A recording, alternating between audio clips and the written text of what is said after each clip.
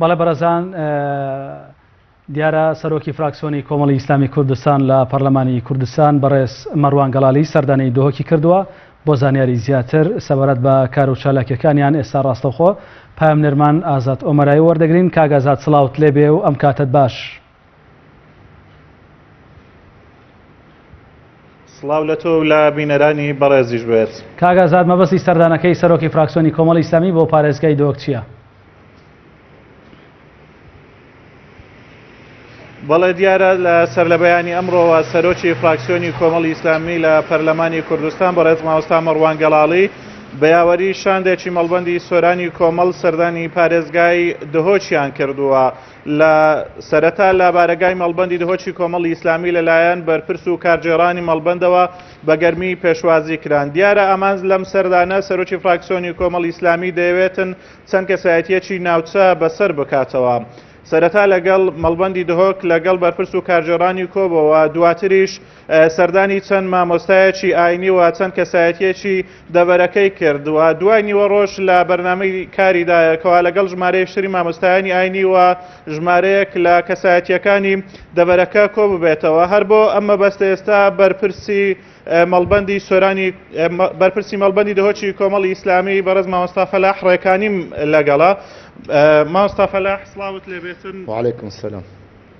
بله والله ابرو وديارا ما دسخوشيل واتكاين هوا ريكا دريش كي شاوين on نبره و ام خدمت داينا ان شاء الله. هاتنا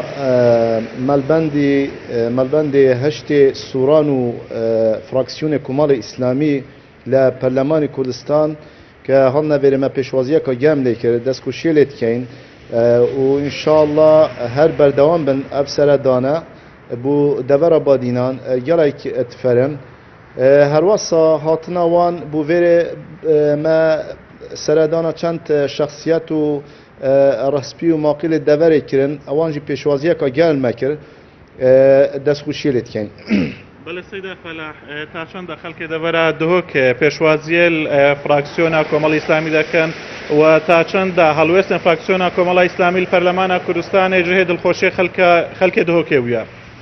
والله جهه دلخوشی بو راستی فراکسیون کمال اسلامی الپرلمان کردستان رول که ایجابی هبو دوره که فعال هبو ادوان چند سالا دا بلان بداخوا خازی یا بردوان با و پرلمان هر کارا با و رول خود تدادید با و راستی جی تایبت خلک دهو که به عام گشتی دور آبادینان ایجابی رول دوره کمیسیون فراکسیون کمال اسلامی هل سنگان دیو و دستخوشیه که گرم لکی روژه اولی و حتی نکه ئەمان ژێ سەردانێ و ئەف سەردانە تا چەند یافەر بوو بۆ دەبەرە دهۆکێ.